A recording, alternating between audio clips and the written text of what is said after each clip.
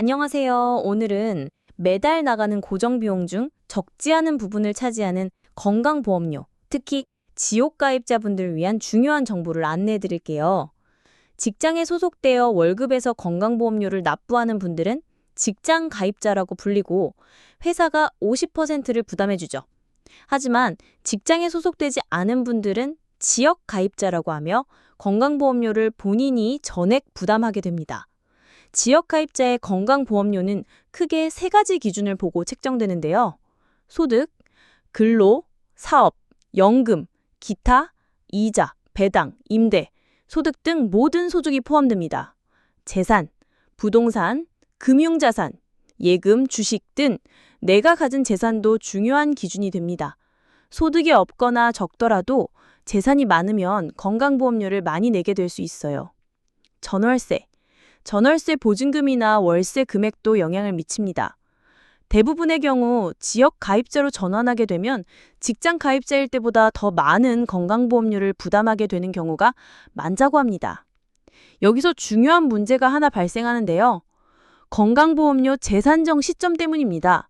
매년 11월에 건보료가 재산정되는데 지역 가입자분들은 종합소득세 신고를 5월에 하시죠.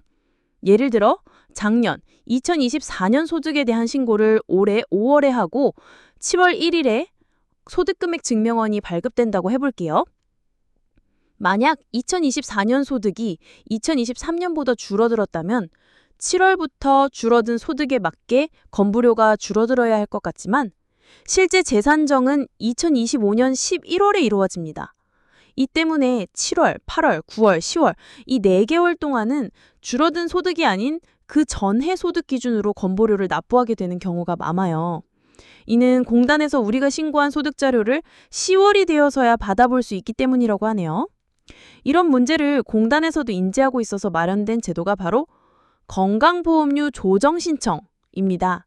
이 조정신청은 아쉽게도 알아서 직접 신청하지 않으면 안내문이나 통보문 같은 것이 오지 않아요. 그래서 덜 내도 되는 대상인데도 불구하고 더 많이 납부하는 경우가 꽤 많다고 합니다. 그렇다면 어떤 분들이 이 조정 신청을 고려해봐야 할까요? 주변 자영업자분들과 이야기하다 보면 올해는 작년보다 더 힘들다는 이야기를 많이 하시는데 이는 작년보다 소득이 줄어들었다는 뜻이겠죠? 이처럼 작년 2024년 대비 올해 2025년 소득이 줄어들었거나 비슷할 것으로 예상되는 분들에게 이 조정 신청이 매우 유용합니다.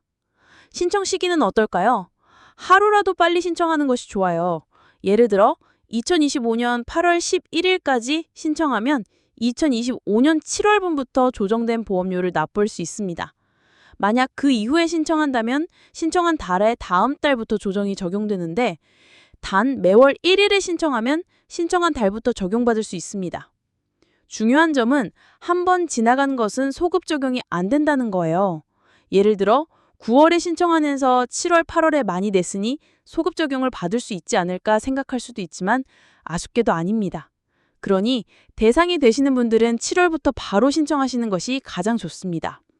신청 방법은 다음과 같습니다. 소득금액 증명원 발급 7월 1일부터 발급 가능한 2024년도 소득금액 증명원을 홈택스나 세무서에서 발급받습니다. 신청 방법은 더 건강보험 홈페이지에 접속하여 소득금액 증명원을 업로드하는 방식으로 간편하게 신청할 수 있습니다. 혹은 가까운 지사를 방문하거나 우편, 팩스로도 신청이 가능하다고 합니다. ARS 1577-1000을 통한 신청도 가능하다고 해요. 마지막으로 주의할 점이 있어요. 만약 작년 2024년도 대비 올해 2025년도 소득이 오히려 더 높아질 것 같은 분들은 조정 신청을 하지 않는 것이 낫다고 합니다. 그 이유는 조정받아 적게 낸 만큼 2026년 11월에 일괄적으로 더 부과될 수도 있기 때문이라고 하네요. 그러니 2024년도 소득이 2023년보다 줄어들었고 2025년도 소득도 작년보다 줄어들거나 비슷할 것 같은 분들이 신청하시면 좋을 것 같아요. 아직 6개월 정도 남았으니 대략 가늠해 볼 수 있겠죠? 건강보험료를 절감할 수 있는 다른 방법들도 몇 가지 더 알려드릴게요. 피부양자 등록. 배우자나 자녀 등 가족 중에 직장 가입자가 있다면 소득, 재산 요건을 확인하여 피부양자로 등재하는 것을 고려해 보세요. 피부양자가 되면 건강보험료가 면제됩니다. 임의 계속 가입제도 신청. 퇴직 등으로 직장 가입자 자격을 잃었을 때 기존의 직장 가입자 보험료 수준을 최장 3년간 유지할 수 있는 제도입니다. 국민건강보험 홈페이지나 공단 방문으로 신청 가능해요. 재취업. 다시 직장 가입자가 될 수 있다면 가장 간단하게 건보료를 아낄 수 있는 방법입니다. 사적 연금 설정.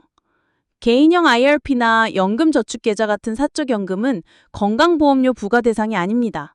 퇴직연금을 일시금으로 수령하는 경우에도 건보료가 부과되지 않는다고 해요. 단, 국민연금 같은 공적연금은 연금소득의 50%가 건보료에 반영됩니다. 주택금융부채 공제 신청. 1세계 1주택자나 무주택자가 주택구입 및 임차를 위해 대출받은 금액을 재산에서 공제해주는 제도입니다. 2022년부터 도입되었고 디딤돌이나 버팀목 대출까지 공제 범위가 확대되었습니다. 이렇게 다양한 방법들을 활용하여 건강보험료 부담을 줄일 수 있으니 특히 은퇴 후 지역가입자로 전환될 때 건보료 폭탄에 대비하기에 미리미리 대비를 하는 것이 좋겠습니다. 오늘 내용이 여러분의 고정비용을 줄이는 데 도움이 되셨길 바랍니다. 다음에도 유용한 정보로 찾아올게요. 감사합니다.